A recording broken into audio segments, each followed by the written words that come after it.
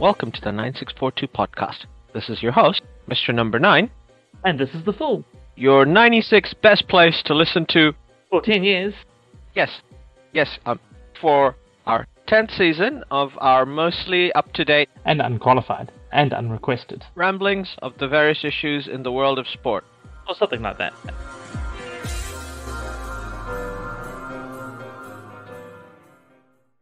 Hello, everyone. This is our much-awaited Cricket World Cup review podcast.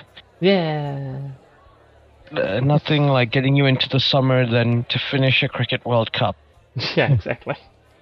It's had a long tournament. What do you think about the tournament so far?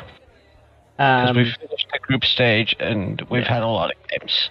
We have had a lot of games. I think that's the thing that's really there, is there's just so many games. Oh. But it's been good.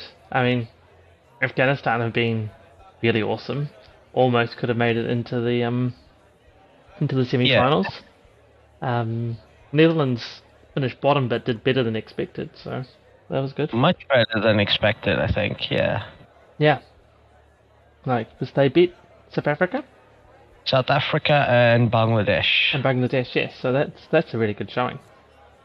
And they looked dangerous, I think, just about every game. Like, they looked like they could... if you didn't take them seriously, they would upset you. Yeah, they played well against Pakistan. They could have won. They played well against Sri Lanka, and they kind of played well against Australia as well. They got smashed by England and Afghanistan and India, obviously. Obviously. I think we beat them reasonably comfortably as well, so I remember correctly. Yeah. New Zealand beat them fairly comfortably.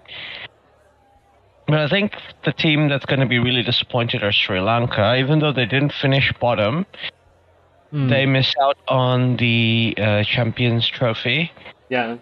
By finishing outside the top 8. It's a bit weird that they announced that the Champions Trophy qualification is going to be the top 8 of this World Cup, like halfway through. Yeah. Some teams may have taken things a bit differently if that was told beforehand. Yeah, probably. It is a bit harsh to be like halfway through. Oh, by the way, like, oh, thanks. Yeah. That would have been nice to know. Yeah. So exactly. basically, Bangladesh, through net run rate, managing to stay ahead of Sri Lanka to qualify for the Champions Trophy. England winning their last game, just about. Probably the other most disappointed team in this World Cup. Oh yeah, easy. Obviously defending champions in very good form, and then sometimes you just catch a run of bad form. Yeah, and England. They really did catch a run of bad form. They just were, not so great. And I think New Zealand in their first game exposed a lot of the weaknesses in both the English bowling attack and their batting approach. Yeah. Because New Zealand effectively outplayed England in all 3 departments in their opening game. Yeah. Like the fighters, after Will Young got out, pretty much Devon Conway and Rachin Ravindra didn't sweat at all. They just cruised right through it from that point onwards. And they looked in their element as well. Which was really good to see. Like, it was a great opening. It was just amazing. Moving on from England, I think Afghanistan, while they'll be unhappy to have missed out on a semi-final spot, they played very, very well. Losing to Bangladesh will be very disappointing to them now, because their net run rate was while not that good, they could have potentially in the last game. We never know what the result could have been for New Zealand in their last game against Sri Lanka. It could have still been open, but they were pretty much given an impossible chance in the last game. Yeah, Pakistan in a similar boat. They probably regret losing to Afghanistan because they could have once again swapped around with New Zealand. Yeah, exactly. I think that was the way I read it as well. Was that Pakistan just lost one too many winnable games in this once again. Yeah. If they had just kept things ahead a little bit, then it might have worked out, but wasn't to be. Exactly. And up from there, we have the semi-finalists. New Zealand started the tournament obviously really strong, lost 4 games in a row. Yeah.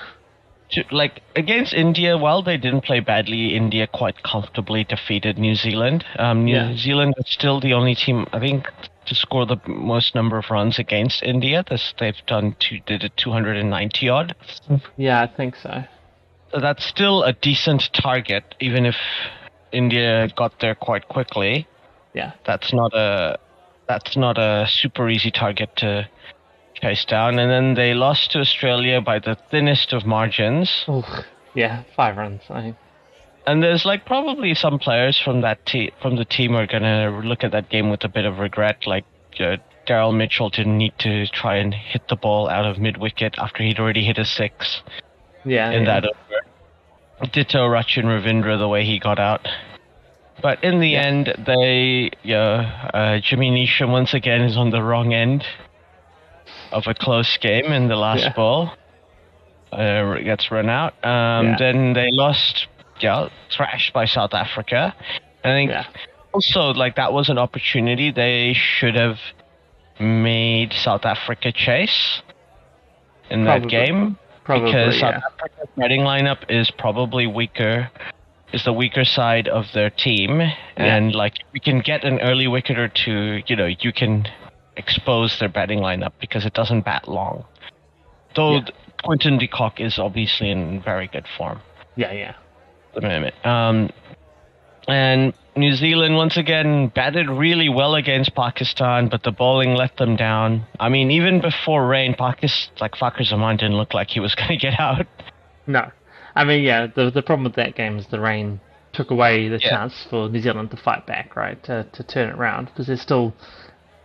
Pakistan's only halfway there, still a lot of game left to go, but that starts by, Fakhar Zaman just blew it all away. It's, as you say, it didn't look like he was getting out, and perhaps he was taking away a chance to absolutely score a monster score. So, but it's one of those games. That's how international cricket sometimes goes. That you just And then obviously a good win against Sri Lanka. Great bowling performance to come back in. Yeah, I think New Zealand is fair to say underperformed in the group stages. I think. Their bowling has let them down, both against Australia and against Pakistan. The bowling let them down. Yeah. And against India is a bit of the batting, though that's not to dismiss the brilliance that is the Indian bowling lineup. So. Yeah, I think as I said, they reacted the best to that Indian bowling lineup, and 290 is a score. The batters are not unders. No. It was decent, but I guess it was the death bowling. Like, Indian death bowling was just on point, and we just could not score any runs in that game. The last 10 overs was just absolutely smothered down by India. So I'm not saying anything there, because clearly that was just masterful bowling by India, and then they were able to structure their chase well enough. But it sort of felt that one, if we got over the 300, maybe that might have been a bit more of a defendable one, but that's just life. Yeah, I mean, it points towards a potentially high-scoring game against India in the Wankhede. Australia started off weak, losing their first 2 games. Lots of people saying they're not going to make the semis. Yeah. And then they take a win against Sri Lanka, Pakistan, and then slowly make their way forward. Like, obviously an incredible performance against New Zealand. Great win against England. Yeah. And obviously the epic win against Afghanistan, where Glenn Maxwell, he's made one of the all-time greatest innings in ODI cricket history, right? Yeah. I think it pretty much comes to that. Well, it's the highest total by a batsman in any chase for an ODI. Yes. Yeah. I think the next highest is 190 or 193, something like that. So yeah, and there's other things that go with it. I think it's Yeah. one of the So highest by a non-opener as well in an ODI, if not the yeah, it is highest. one of the highest by a non-opener. I think. Yeah. Basically, there's a great video by Jared Kimber where he's saying like it's being called the greatest ODI knock of all time. He's like, we can say that there are four innings that are probably up there as the greatest ODI knocks of all time. There's Kapil Dev's 175 against Zimbabwe when India were at like when he came in to bat, India were something like 50 for 5, and then they became Right. 60 for 6. All right. And then he got them to 270 odd. Oh right, yeah. And it was off 130 odd balls as 175. Point Yeah. out that back in those days they used the red ball. There was no power plays, no Yeah, yeah. fielding restrictions, and the ball swung. So yeah, very very difficult conditions. And Zimbabwe had beaten Australia in their previous game. Yeah, yeah. So they were about to beat India. So that's like one of the knocks. There's like another match by Viv Richards scoring 189, which was the highest ODI score at the time. He once again came in and batted with the tail. So at one point the West Indies were 80 for 7. Ooh. Like Michael Holding got 20 off 40 odd balls batting with him, and he scored 189 off 120 odd. Yeah. They scored 290 odd, which tells you how bad the rest of the batting was when he scored 189. Yeah, yeah. But those two were both innings batting first, obviously still under pressure, but they're batting first. And then Kevin O'Neill scoring his 155 against England when Ireland beat England in the 2011 ODI World Cup, chasing 350. He came into bat at number 5. Ireland were not in the best of shape, and they looked like they were going to peter out. But yeah, he kind of brought them back into the game. He wasn't there in the end, unlike Maxwell, who was there in the end. Yes. And like by all rights, Australia shouldn't have won. And like every time after the drop catch, I was literally like, "That's an incredible shot. How is he making that shot? Like fuck footwork. Who needs this? Who needs that shit?" Yeah. I think it was it you or someone from work who had like there was a great meme going around of like New Zealand, you know, I think it was after the New Zealand game, but it's here, New Zealand tactician working it out, like lines on paper and like perfect tactics, and then just Chad Australia just coming in, tactics, just smash it, smash, and that game that was Maxwell, just like you say, who needs footwork, just hit it hard. If you can see it like a beach ball, just whack it out of the ground and you're fine. Exactly. That's the sort of form Australia comes in, which is why, despite the fact that South Africa's had an incredible World Cup, their batting lineup have looked on point. You don't want to be facing Australia in a semi-final, especially if you're South Africa, right? Exactly. Yeah. I guess the benefit being that the South Africa have already beaten Australia this World Cup, so maybe that gives them a bit of a mental edge. But yeah, I don't really see. You say history says you're South Africa and you're playing Australia in a semi-final, and Australia's found this form at the tail end of the tournament. It's just One thing to note though, if this game ends up with a no result because of a rain, like it's not able to be completed, South Africa would go ahead because they've beaten Australia in the group stage. Ditto India against New Zealand. But if it ends in a tie, you have a super over. Oh yeah. Do they have? I forgot to look up. Do they have the? They don't have the reserve days. They have reserve days. Oh, they do have reserve days for semi-finals, like last time as well. Yep. So we could have once again get a wonderful ODI over 2 days. Yes. See how that goes, but there is some potential for that New Zealand game to have rain, so that could be a very tactical match. But Rohit Sharma is leading his team in Mumbai. Hard to see him lose. Hard to see India lose, but if any team is designed to be a banana peel for India to slip on, it's New Zealand. I'd say, talking about traditions in World Cup semi-finals, New Zealand beating India is just one of those ones, it's one apiece. Knockout, yeah. Semi-finals, it's one apiece. Because, knockouts, I meant, sorry. Yeah, knockout, because I think in the 2019 World Cup, obviously, they famously knocked India out. 2011, they didn't face India in the knockouts. And I think 2003, India beat New Zealand in the semi-finals. How was that one? They beat us, yeah. And they went to the final to play Australia. Yeah. And in the 99 World Cup, New Zealand beat India in the Super Sixes game to make it to the semis. So technically, that's not a semi-final or a knockout. Yeah. No, that's probably the ones I'm thinking about as well. The Super Six type ones. Always forget the format they do. That format is coming back in the next World Cup. Oh yeah. So there will be Super Sixes along with the two groups. So it'll be interesting to see how that plays out in the end.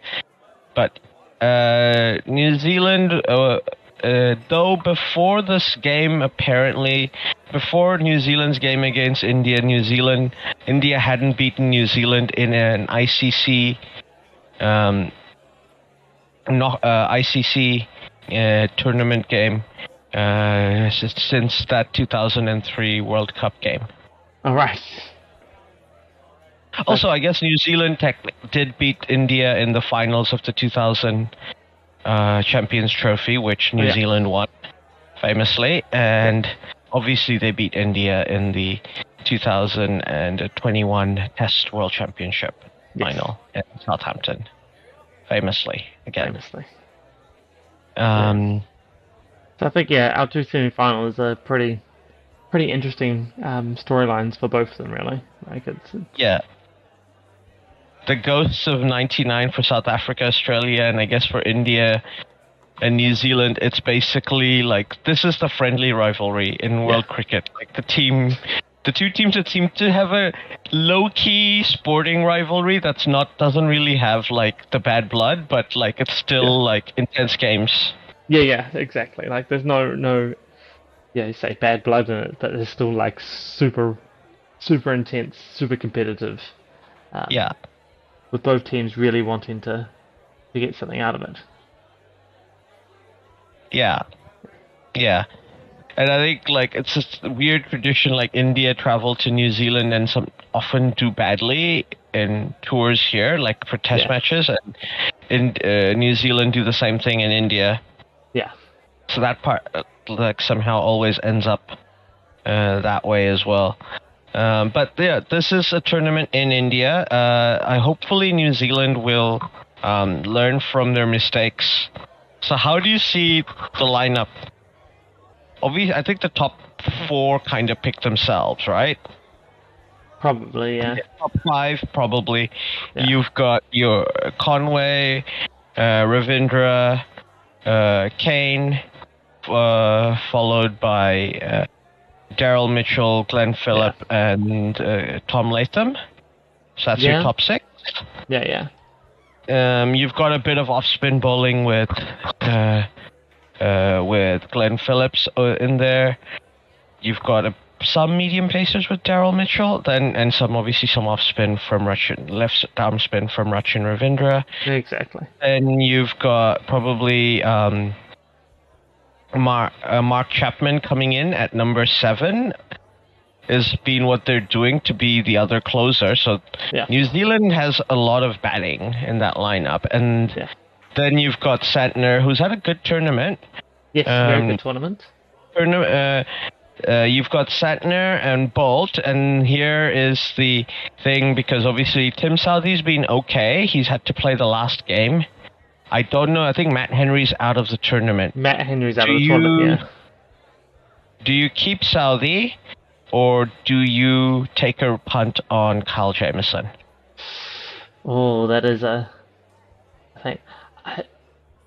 I mean, I'm a Southey fanboy, so I would go Southey, but potentially Jameson's a better option against India. Like that's the thing. It's like which one's going to Because get Lockie's to the... playing, obviously, right? Yeah. Lockie's back to being fit, so he's playing. Like we almost have to take him. You have to take Lockie and Trent, like that. Yeah. And you need Sentner. It's basically the fourth bowler. Yeah. Whether that is going to be Kyle Jamieson or Tim Southey. Has Jamieson played much? I'm trying to think where he played. I don't think he's played yet, has he? He hasn't played a game yet. No. In which case, probably Southey is the right call then. Do you want to throw someone in who hasn't bowled in anger in this World Cup yet? But at the same time, say potentially Jamieson's the better option in terms of the matchups and the style. Yeah, the Wankhede Stadium, he might be better. Also, nobody's been playing him or watching him. Yeah, I think... So he's got a surprise factor. Yeah, I think it comes down a little bit, though, that it's a surprise factor. But if we do get to... I think the stats are that the Wankhede, you win the toss and bat first. But you want to... Those first 15 overs under lights are just killer. So you want to force the other team to chase. In which case, and it swings and it seams. So in which case, I think you want Southey over Jamieson. If you can bat second, and Southey's going to move that ball more than Jamieson. But if you're having to, or bowl second, I should say, but if you're having to bat second, then you probably want Jamieson.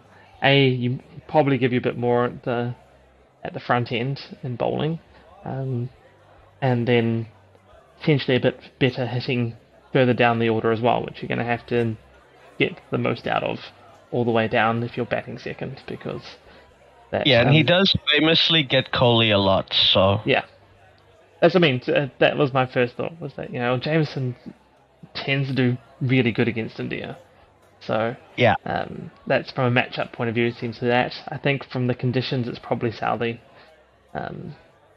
because ideally you're bowling second, and Southey, I think Southey and Bolt and Ferguson will be unplayable in those first 15 overs or first little bit, and then you can bring Santner and Ravinder and Phillips and Chapman or whoever on to well, I don't think Chapman hasn't bowled much, but no, he hasn't, but he can bowl.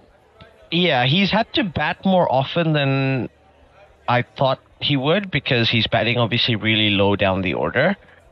And he's looked okay every time he's gone out to bat. Yeah. Tom Latham's also looked pretty good, even though he hasn't had to bat too often. It's players like Glenn Phillips is basically the guy who's due for a good score, because he hasn't scored a 50 yet. He's bowled really well this tournament. He hasn't scored a signature knock yet this tournament. Yeah. So it'd be good to see him get some runs. Obviously, Devon Conway, he's been getting starts, and apart from the a 50 and 100, he's not done much else. So another guy who probably wants to convert those starts into a big knock in the semis. Rachin Ravindra and Kane Williamson they seem so simpatico. Like when they bat together, they they could have almost taken New Zealand to a 450 plus score that day. And I'm not saying that batting lost the game for New Zealand, absolutely not. But they got out at weird times, but they were looking pretty much unstoppable at that point. Yeah, I know what you mean. So it's just one of those things sometimes. But hopefully they're on top that way as well, and then it's just a matter of playing well. So best case scenario, we win the toss, bat first, put up a nice high score, 350, close to 400, if not over 400. and then India are under pressure at that point. Yeah, absolutely. Yeah. I mean, that's what you have to hope for. Yeah. Make India chase. They don't have Tony. Hope that works out. Exactly. Well, they had the chase last time, and they did have Dhoni, and they still didn't manage it. So, I think that's True. and that's the answer really for New Zealand. I think they've got to make India chase. They've got to get, and they've got to set a decent score. I say, hopefully around the 350. Make India chase it, and have that weight of expectation also on India sort of having to settle down on their shoulders, and then have Bolt, Southey, or Jameson and Lockie, get some early wickets, and then it's game on. Then it's something that we can work with. Yeah, with Stew going. Yeah, it's really stir it in there at that point. Absolutely. Yeah. I mean, hopefully, I just want them to get Virat Kohli out quickly so that Rachin Ravindra can end up with the most number of runs in the tournament. That would be nice. Yeah. Potentially, if Rachin Ravindra scores back-to-back centuries in the finals and semi-finals, that's player of the tournament stats, right? Exactly. So, incredibly, but not surprisingly, Virat Kohli is averaging 99 in this World Cup. Yes. That's just crazy. It's like, yeah, it's not surprising, but it's still incredible. Yeah, he's still like, that's a decent one. Yeah, rumors of the king's death were greatly exaggerated. Exactly. That's, Yeah, he's right. He's still the king. He's still amazing. And you're right, that's probably a good key wicket there. You don't want Kohli being able to steer the whole thing and take control of the game. You need to take it out of him. There you go, get Sharma early. He led the team to the win against New Zealand. Yeah. That's the thing. Like with India, you got Sharma up top, and if he's gets a good start, he sets the tone, and then even if you get him, Kohli's got all the time in the world then, and if Kohli's got time, he's not going to be getting out, and he's just going to grab the game and just win the game for India, because that is what Kohli does. But if you got him under pressure, if you got them down a few, then he has to do a little bit too much, and then things, you got more chances that way. I mean, the same goes for New Zealand, right? New Zealand's not quite as big a hitting and power things, but if we get off to good starts, Williamson comes in, Williamson's the same, he can control that game, he can control the pace, he knows how to set up a chase or set up a total, he knows what he's calculating the whole time and getting it there. So, same thing, give the New Zealand top order breathing space and they'll put on a big score, but the same goes for India. Yeah. I think exactly. I think they're both very calm batting lineups. They tend to not. They just know, okay, this situation we do this. Yeah. And that's how they play. Exactly. While I don't think either team, New Zealand or India, have a player like Maxwell, like that ridiculous talent. Yeah. Who can literally just do something impossible to win you games. They're less reliant on it. Yeah, exactly. Australia has had to win a lot of games with Glenn Maxwell. That game against New Zealand, Glenn Maxwell is the guy who changed the complexion again at the death. New Zealand's death bowling was terrible in that game. The middle overs, Glenn Phillips and Santner almost got them back into a rhythm. They almost looked at one point they looked like they might have even been able to keep Australia under 350, which would have been, I think, a very potentially chaseable score for New Zealand. Yeah. As we know, they they had that in them, the ability to chase that in them. Yeah. But you got an extra 50-odd runs thanks to people like Glenn Maxwell and Pat Cummins. Yeah. Putting on that partnership. and Glenn Maxwell obviously was dropped as well, as well as Pat Cummins, like two very costly drops at the death. But this is the thing, like he's obviously going to be a player who gives you chances, so you'll have so there'll be times when he comes up, but he's averaging 79 at the moment with a strike rate of 152. I mean, I'll say it. If Australia win the World Cup, he's going to be a big reason why, and he's going to be player of the tournament. Yeah. You get things like that coming up, yeah. And that's what happens sometimes, right? You can have a player that's sort of... It's Lance Klusner-esque. You remember that 99 World Cup where he just, like, had an incredible tournament? Exactly. Sometimes that's just how it goes. You have a player that does that just takes the tournament by the scruff of the neck and just drags his own team through it. Like, we're not losing this. You're right, yeah. If Australia wins the tournament, you can say Glenn Maxwell is perhaps their talisman that's made that happen. Yeah. There's a lot of weird stuff about the way Australia play. Like, obviously, David Warner, Travis Head, they're all great players. Mitchell Marsh has been a bit hit and miss. I don't understand why you have Marnus Labuschagne instead of Steve Smith. If you're going to have an anchor, Labuschagne, I think Smith is better. Josh Inglis has been okay in the games he's played. I don't understand why players like Glenn Maxwell and Marcus Stoinis are batting so low down the order. There's a lot of times where I'm just like, guys, just promote Maxwell. Just get him on. Yeah. When he's playing like he is, just get him out there and get him smashed. Yeah. Obviously, he's the player. I think he's the informed player, and they wanted him there to be like the death guy. But I think Australia, like, this is the thing. New Zealand doesn't have a talented player like Glenn Maxwell, but they'd never waste him. You know, like he would be, if New Zealand were like 100 for none at the end of the power play, and they lost a wicket in the 11th over. Glenn Maxwell is coming in to bat. Yeah, why not at that point?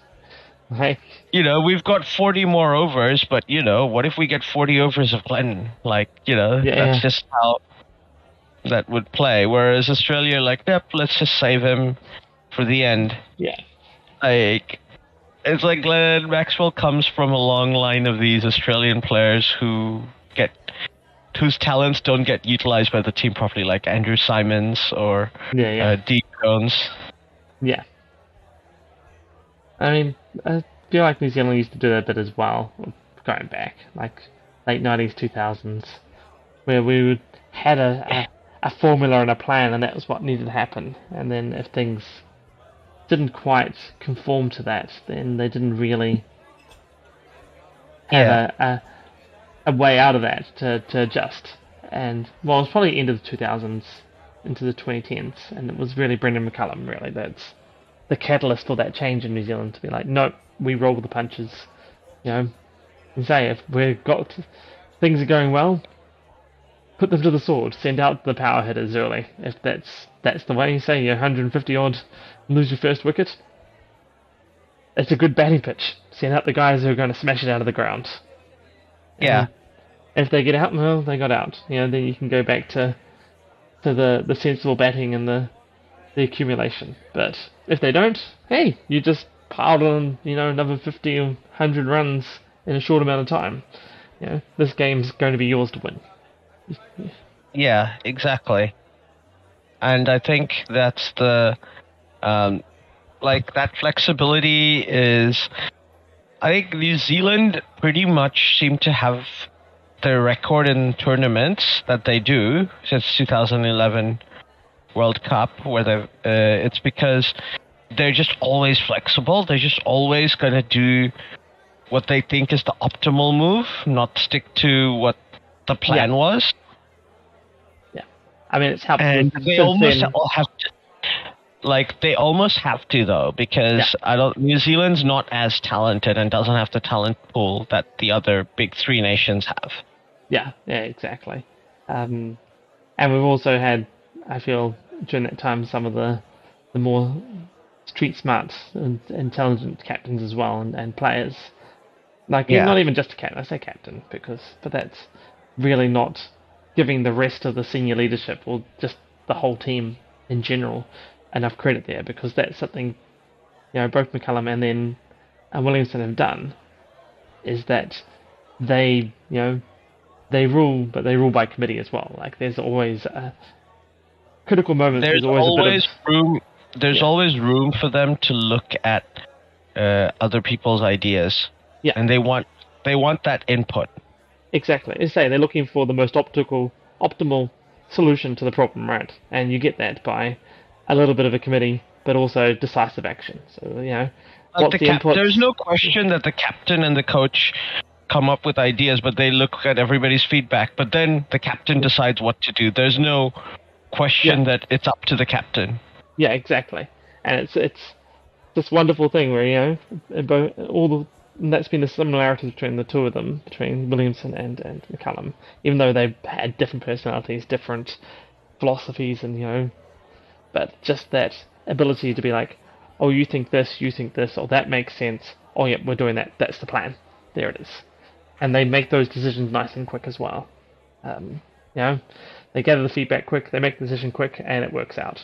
They can just sort of take all that information and process it really quick and just come up with the best options. And if they can change that as well, like, oh, this sounds like a great idea. Oh no, that didn't work. Or it's not working how we think. Adjust, change. Here we go. Yeah. And it has been a centerpiece of. I think Rachin Ravindra is like the emblematic of that, right? Like, he got picked because Michael Bracewell got injured and couldn't make the tournament. We initially thought, okay, he's gonna bat lower down the order somewhere, but Kane Williamson gets injured, so he bats number 3, kind of makes himself undroppable. At number 3, tries 4 for a bit, and then gets pushed up to be an opener. And he's kind of performed in all the positions, but the team were flexible around moving players to fit the best outcome. Yeah, exactly.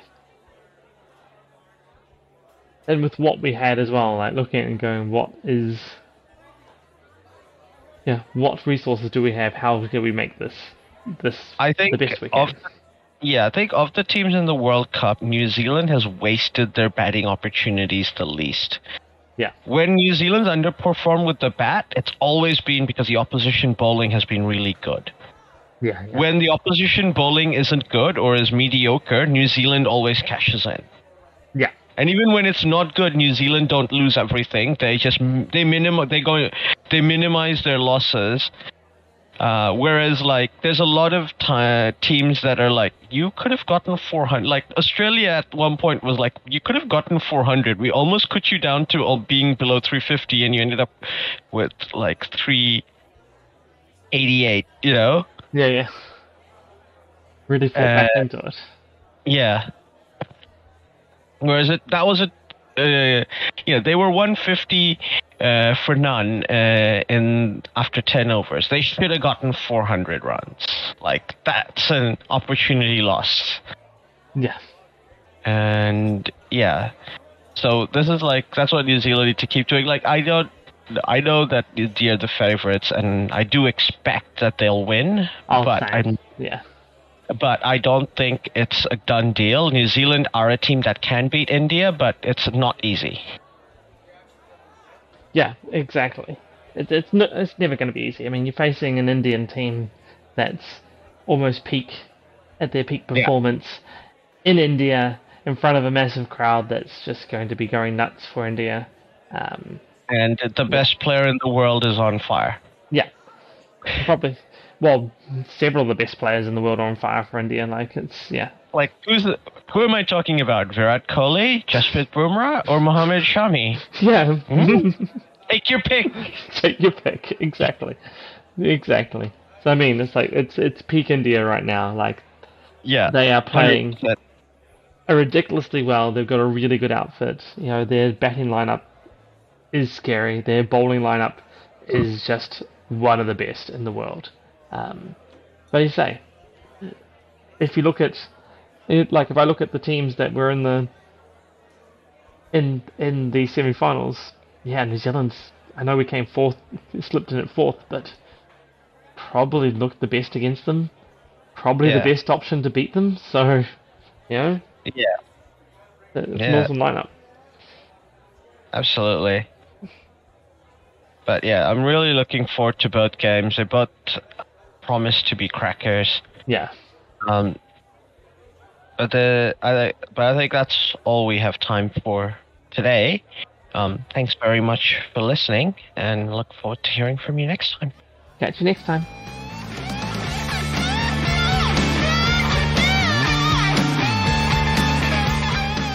Well, that is the end. Thanks for listening all the way through. If you liked what you heard, we have even more. NIneSixFourTwo Discord and a Buy Me a Coffee. Pretty sure it's Buy Me a Beer. Oh yeah, buy me a beer on buymeacoffee.com. In both these places, you can talk to us, and we may even listen, especially if you do buy a said beer or coffee. I might still be confused. Yes, we're easily bribed. All links are in the show notes below. Don't forget to like and subscribe. This is on YouTube.